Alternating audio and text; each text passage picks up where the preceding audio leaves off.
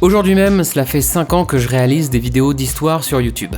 5 ans que j'essaye de répondre à des questions historiques grâce à des œuvres de pop culture.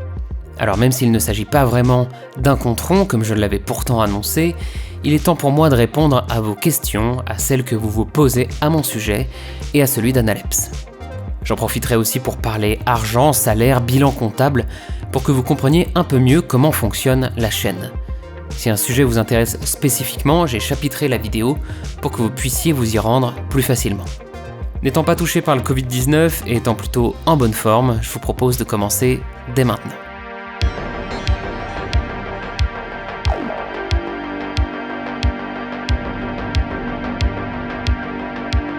Pour commencer, je souhaite revenir sur la thématique qui m'a été le plus demandée, histoire que l'on puisse rapidement passer aux questions sur la chaîne. Quelles études as-tu faites ? Je suis titulaire d'une licence d'histoire avec une option de sciences politiques, ce qui m'a permis d'obtenir une équivalence de L2 de droit public. J'ai poursuivi ma licence une 4e année afin d'obtenir un 2e diplôme, cette fois-ci une licence de droit, mention administration publique. Mais vu que l'histoire était ma véritable passion, j'ai continué mes études au sein d'un master de recherche en histoire, spécialisé dans l'Europe orientale contemporaine. Enfin, j'ai terminé ma formation par un second Master 2, orienté cette fois sur les relations internationales. Pour résumer, j'ai donc 2 licences, une d'histoire et une de droit, et 2 Master 2, un d'histoire et un de relations internationales. Quelles ont été tes études ? Est-ce qu'une période ou une thématique précise t'intéresse beaucoup ? Je vais partir du principe que cette question est liée à mes études pour vous parler de ma spécialité historique. J'ai étudié l'Europe orientale contemporaine, de la Pologne à la Russie en passant par les Balkans, et c'est justement sur cette dernière zone que je me suis focalisé. J'ai effectué mes recherches sur l'ex-Yougoslavie, et mon mémoire se concentrait spécifiquement sur les violences de guerre en Bosnie-Herzégovine lors de la guerre d'indépendance de 1992 à 1995. Ça explique pourquoi la première vidéo de la chaîne avait pour sujet le massacre de Srebrenica, pourquoi j'ai écrit une vidéo pour Nota Bene sur la Yougoslavie, ou encore pourquoi je m'intéresse autant à la violence comme l'illustre ma vidéo sur l'ouvrage de Christopher Browning. As-tu des conseils à donner pour de futurs étudiants en histoire ? En tant qu'étudiant en histoire, particulièrement en licence, ce qu'il faut arriver à comprendre, c'est que l'on ne vous attend pas forcément sur les connaissances, mais bien sur la méthode. Au-delà de l'organisation de votre dissertation, ce qui va faire la différence, c'est votre capacité à poser de bonnes questions, de bonnes problématiques historiques. Et pour ça, il n'y a pas de secret, il faut s'entraîner et lire beaucoup de bouquins pour comprendre comment travaille un historien. Je suis actuellement en L3 Histoire et j'hésite vraiment entre le Master Métier de l'enseignement et le Master Recherche. Pourrais-tu décrire le Master Recherche de ton expérience personnelle, ton ressenti dessus, etc. si c'était dur même pour un passionné ? Alors honnêtement, si vous avez la chance de travailler sur un sujet qui vous passionne, peut-être que ce seront les meilleures années de votre vie comme ça a été le cas pour moi. C'est terminer les cours qui ne vous intéressent pas, normalement l'intégralité des enseignements de votre Master sont là pour vous aider à rédiger votre mémoire. Si vous allez encore plus lire et écrire qu'en licence, je trouve que le rapport avec le corps enseignant est radicalement différent. On se retrouve beaucoup plus dans une situation de confiance et d'échange que dans un traditionnel rapport hiérarchique entre le prof et l'élève. Et c'est un peu orgueilleux, mais ces années de travail valent bien la satisfaction finale de tenir dans vos mains les 400 pages de votre mémoire.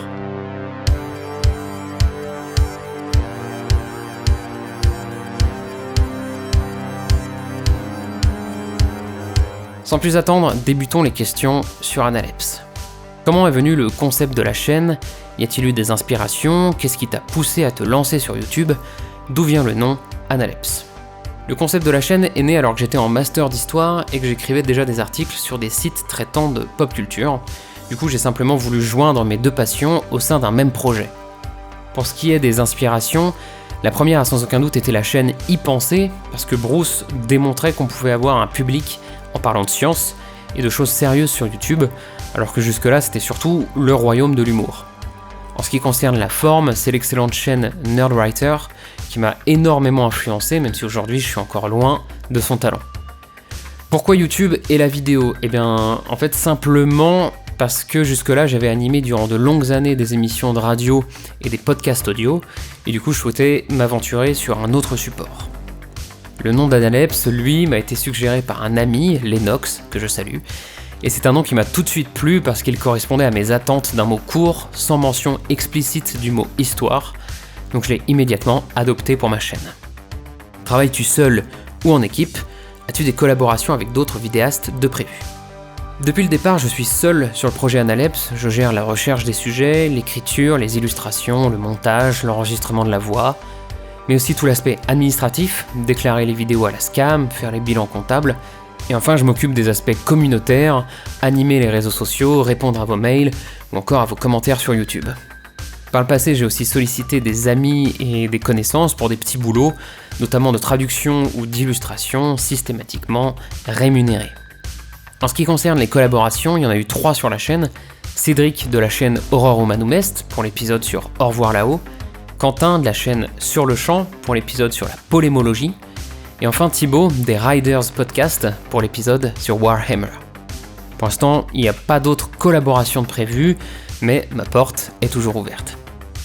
Comment fait-on pour tenir dans la durée ou quel est l'emploi du temps d'un gestionnaire de chaîne? Ratio temps de tournage sur temps de montage. Lequel prend le plus de temps? Alors pour tenir dans la durée, quand on est comme moi en amateur et qu'on a un boulot à côté, il n'y a pas 36 solutions, on rogne sur l'ensemble de sa vie perso pour tenir. Les soirées, les week-ends, les vacances, tout ce temps est quasi exclusivement consacré à Analepse. C'est très pesant, c'est pas mal destructeur, et c'est pour cette raison que j'ai failli mettre un stop définitif à la chaîne, à l'occasion justement de cet anniversaire. Après, j'ai pas particulièrement de planning, moi je n'ai pas de temps de tournage, donc je saurais pas vraiment quantifier lequel prend le plus de temps. Toutefois, en général, je considère qu'une vidéo nécessite à peu près 150 heures de boulot.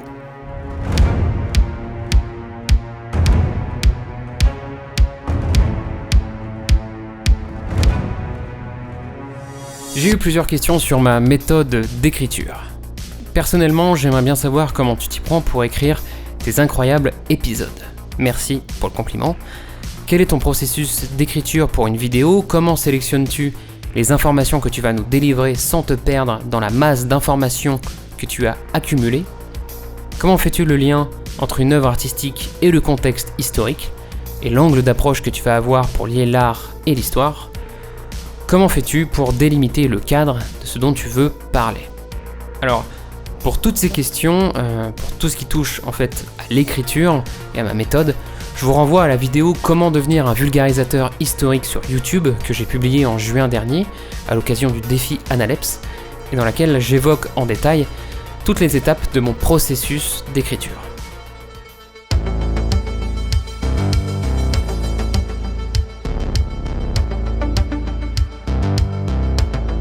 Avant de passer aux autres questions sur la chaîne, faisons un petit break avec quelques confessions. Quel est le personnage historique qui te passionne ou te fascine le plus? Me demande Thibaut, donc des Riders Podcast avec qui j'ai réalisé la vidéo sur Warhammer. Écoute Thibaut, j'aurais bien du mal à répondre à cette question, tant ça varie au fil du temps. En général, quand un personnage historique m'obsède, je lis 3-4 livres à son sujet et je passe finalement à quelqu'un d'autre. En ce moment, je suis pas mal obnubilé par un personnage assez méconnu, dont je ne vais pas vous dévoiler tout de suite l'identité car je travaille justement à un projet à son sujet. Quelle période historique te fascine le plus, même parmi celles que tu n'as pas copieusement étudiées? Alors si je mets de côté l'histoire contemporaine européenne, que j'ai pour le coup longuement étudiée, je dirais que je suis fasciné par l'Antiquité méditerranéenne, par l'Égypte, la Grèce, Rome, à la fois pour leur histoire politique et événementielle, qui fait très clairement passer Game of Thrones pour un épisode de Oui Oui, que pour leur histoire culturelle, artistique et philosophique. Fais-tu ou as-tu déjà essayé de faire de la généalogie? Alors oui, je me suis déjà modestement essayé à la généalogie, mes cours de paléographie étaient d'ailleurs très utiles en la matière, mais j'ai jamais pris le temps de me déplacer dans les archives départementales, donc je suis guère remonté plus loin qu'à la fin du XVIIIe siècle. Et spoiler alerte, pas de grands noms dans ma famille, c'est principalement des petites gens. C'est quoi tes villes préférées? Alors, Abiané en Iran, Grenade en Espagne, et pour être un peu chauvin, Angers, donc ma ville d'origine. Quels sont tes coups de cœur en histoire? Alors j'aurais un peu de mal à répondre à la question parce que je vois pas tout à fait ce que cela recouvre. Est-ce qu'il est question de livres, d'événements, d'individus, de peuples, de civilisations, de périodes, bref.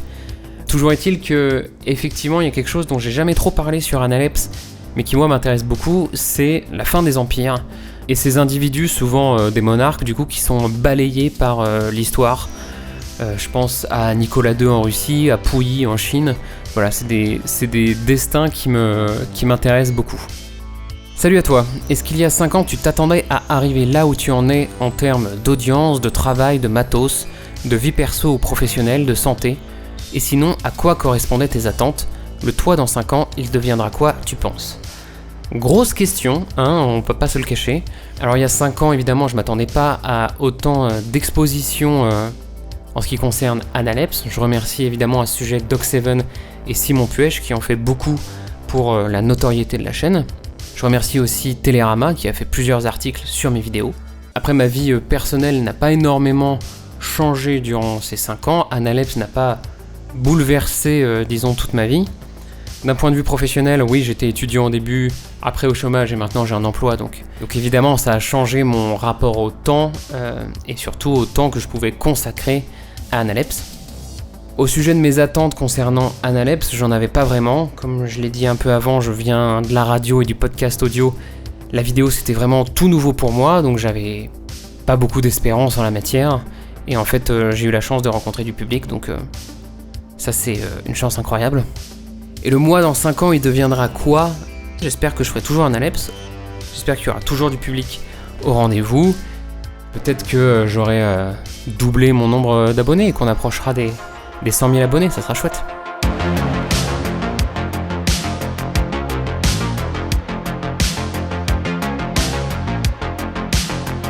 Revenons aux questions sur la chaîne, sur Analepse, avec des questions sur les sujets de mes émissions.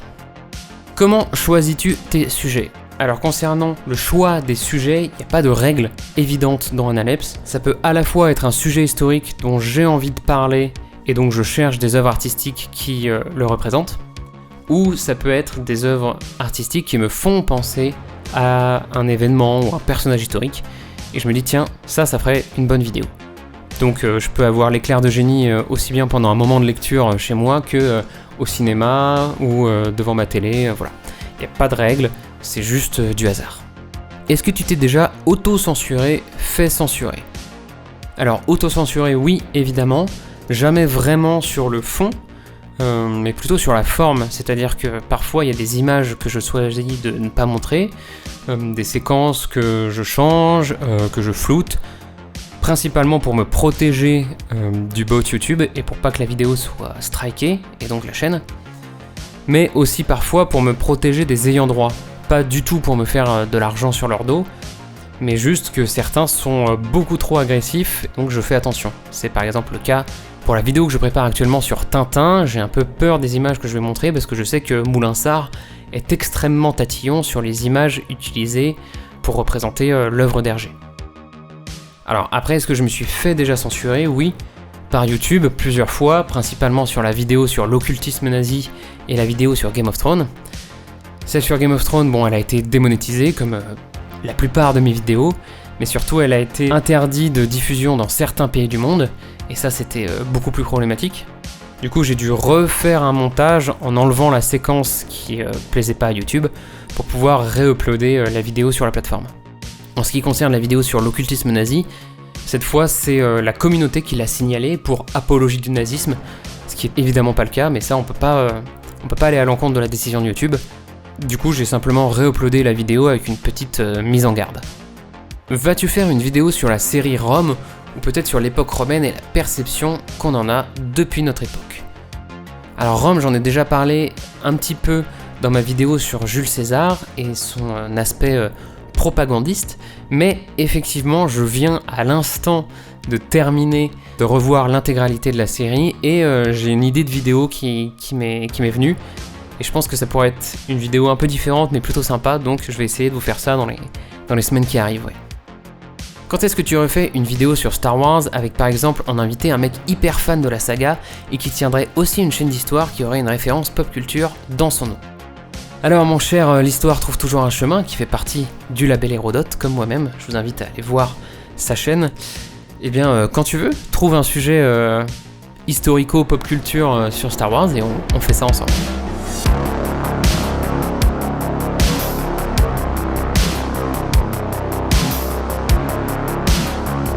avant de passer au bilan comptable et ce qui vous intéresse le plus, à savoir mes revenus sur YouTube, parlons un peu de l'année 2020 qui vient de s'écouler et du futur d'Analepс.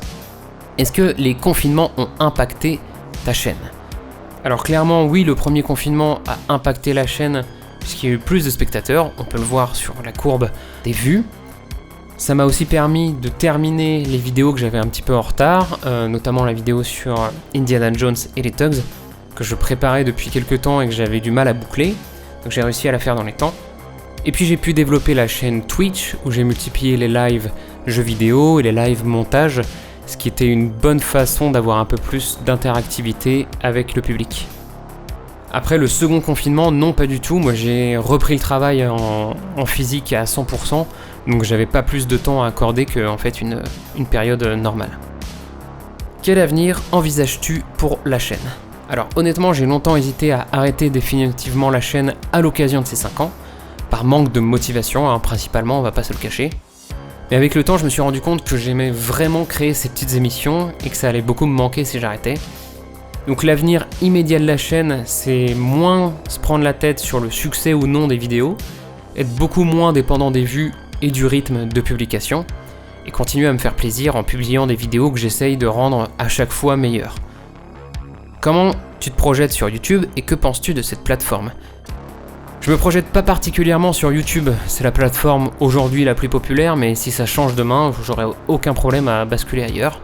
D'ailleurs Twitch commence un peu à concurrencer le monopole de YouTube, et ça tombe bien car j'ai une chaîne Twitch à laquelle tu peux t'abonner, donc n'hésite pas. Après, ce que je pense de YouTube, c'est que c'est une grosse boîte qui se concentre sur les vidéastes qui font rentrer de l'argent dans les caisses, peu importe leur contenu. Donc forcément, quand vous êtes un petit vulgarisateur historique français comme moi, vous n'êtes pas le créateur idéal pour la plateforme. Entrée en lice du label Hérodote, je vous invite à aller voir sa chaîne. Me demande, as-tu déjà songé à des formats différents, plus courts, d'autres angles d'approche que la pop culture ? Et as-tu des recommandations de chaînes qui ne sont pas du milieu de la vulga historique ? Alors des formats différents d'Analeps, oui, il y en a d'ailleurs déjà eu. Il y a les épisodes bibliographiques que j'ai pas fait depuis quelques temps et les souvenirs futuristes qui reviendront peut-être, je ne sais pas. Honnêtement, c'est pas des formats qui marchent très très bien, donc je sais pas si je prends le temps d'en faire d'autres. Ça dépendra beaucoup de ma motivation et si je trouve des sujets intéressants. Après, sur des nouveaux formats, oui, j'en ai aussi. Je prépare actuellement l'émission d'Analeps, le podcast, c'est-à-dire un podcast exclusivement audio, qui sera aussi sur YouTube, juste à écouter, et puis sur toutes les applications podcast habituelles sur votre smartphone. Je vais essayer de faire des émissions audio plus longues, plus travailler au niveau de l'écrit et du sound design. J'ai déjà des sujets en tête pour ce projet, donc j'espère que ça va arriver assez vite. J'ai également l'idée de faire des longs métrages, donc des vrais films, disons de 1h30, quelque chose comme ça. Mais ça demande évidemment une préparation démente, donc ça va pas arriver tout de suite sur la chaîne. Pour ce qui est des recommandations de chaînes YouTube, alors je regarde tout de suite les abonnements. One eternity later. Pour les recommandations YouTube, je vais évidemment vous parler que de petites chaînes, histoire de faire leur promotion. La première, c'est Cartoon Télé, une chaîne à un peu moins de 6000 abonnés, qui parle de dessins animés et d'animation. J'ai eu la chance de faire une vidéo chez eux, c'est du contenu hyper cool, donc n'hésitez pas à aller voir et à vous abonner. En ciné et jeux vidéo, il y a le duo Dimflim et Lyuga qui sont aujourd'hui des étoiles montantes, je trouve, de ces contenus, donc n'hésitez pas vraiment à aller voir leur chaîne et à vous abonner. Et pour tout ce qui est bande dessinée et comics, qui est un de mes sujets favoris, je vous conseille très vivement la chaîne Strip Panel Naked. Alors c'est une chaîne anglophone qui décortique en fait la façon dont des planches de bande dessinée et de comics sont construites, l'art du storytelling en gros. Et c'est passionnant et très bien fait, donc surtout n'hésitez pas à aller voir cette chaîne et à vous abonner.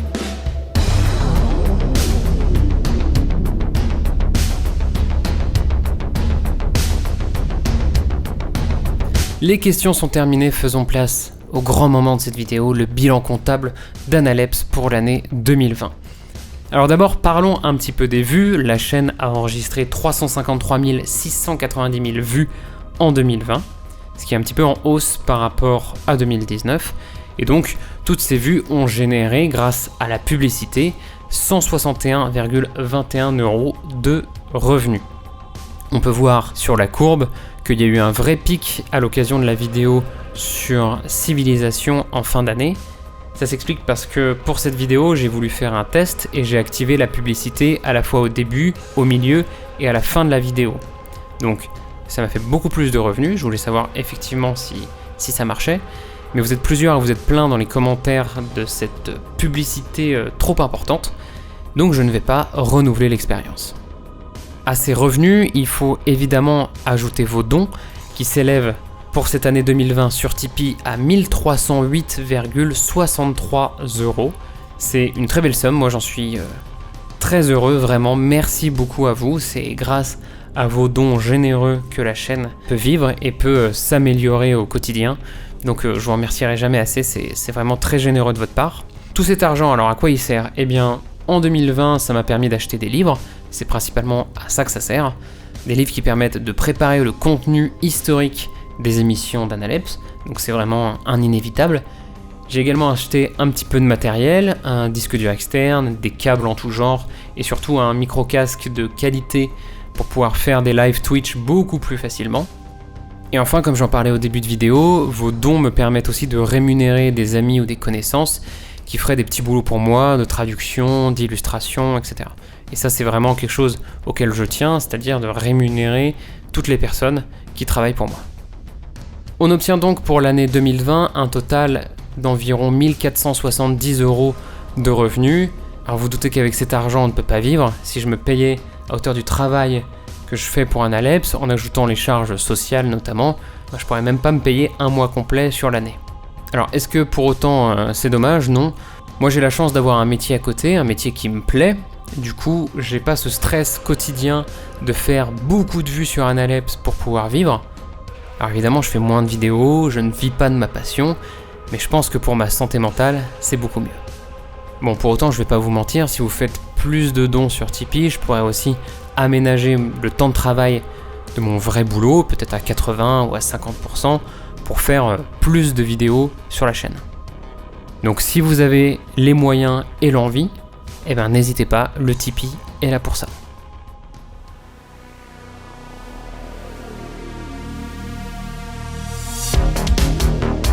Voilà, c'était tout pour cette FAQ, j'espère que ça vous a plu, n'hésitez pas à partager la vidéo et à vous abonner pour cette nouvelle année 2021 à la chaîne Analepse. Je suis en ce moment même, actuellement, là tout de suite, en live sur Twitch pour fêter les 5 ans de la chaîne, donc n'hésitez pas à me rejoindre, le lien est dans la description. Je vous remercie de nouveau pour votre fidélité, ça me va droit au cœur, vous êtes une super communauté, et j'espère que le projet Analepse continuera longtemps. Je vous embrasse, à très bientôt, ciao.